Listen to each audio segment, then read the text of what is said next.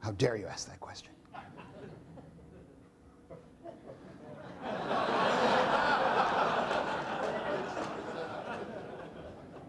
You know, when I give the full brief, then I don't have any questions. And when I don't, I say, I can either do it with my hands and sound like a nut, or I can show you some pictures. It's going to follow on to your question very closely. But here's how I would deal with that whole package.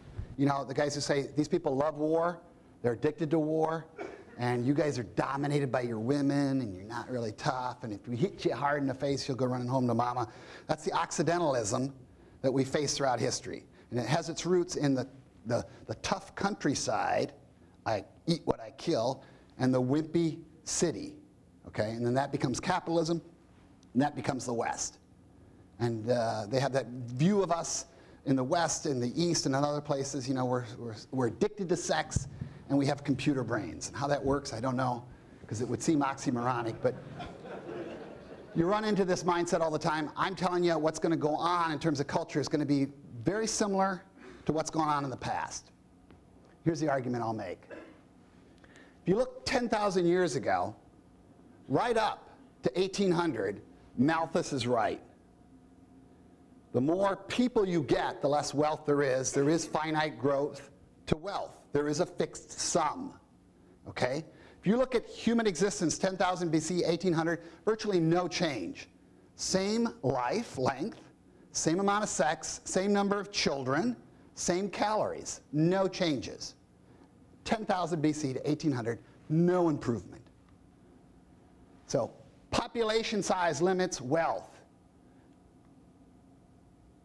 That means religious code, very strict. Here's my history of Russia. Everybody gets married, no homosexuals. All families crank babies, all babies work in the fields. We plant beets and potatoes around here because that's what we know grows. There's Russian history in 5 sentences.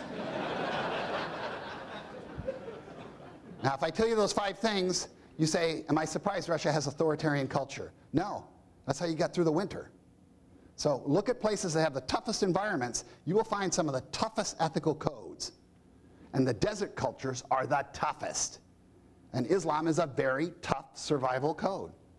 It's also very entrepreneurial and economic and trade-oriented. Okay? But that meant virtues during the Malthusian age were anything that got rid of people. War, honorable, because it gets rid of people. Okay? The rest of us get more rich.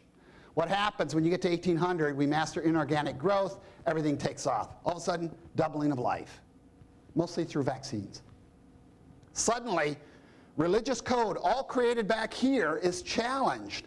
This is not how I survive. What do I do with abundance? You jump from Muhammad to Joel Osteen in a heartbeat.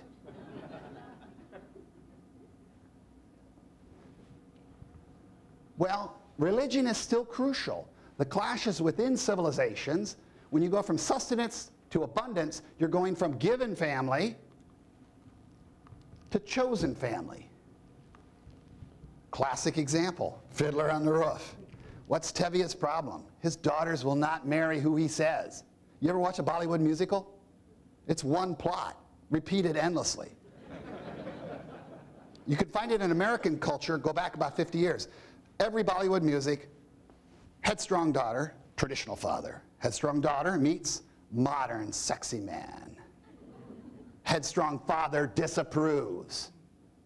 7 songs, 2 fights, 1 kiss later, guess who wins? Every time. Okay? That is the essential. You go from God's way to my way.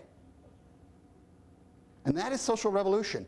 But religion is still the bridging question. And this is what we face time and time again.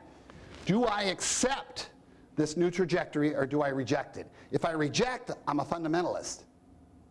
I'm the Amish with guns. Okay?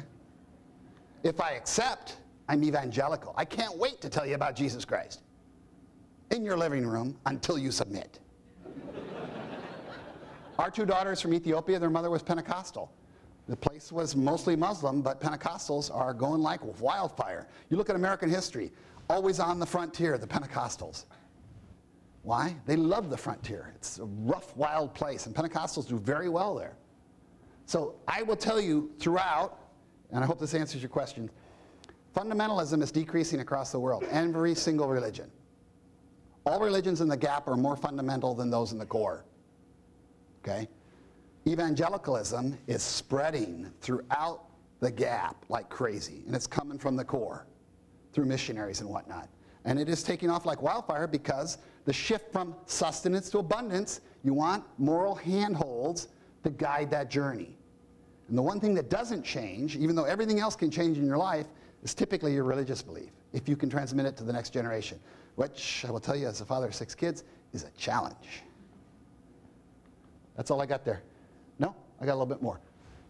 Very religious is a good thing. If you look at American history, every good thing that's ever happened in this country always began with a religious awakening. Revolution, abolition movement, progressive era, prohibition. Oops, that was a bad one. Civil rights. Every good thing in America has always started with a religious awakening. So don't fear it in other countries. One more question, maybe?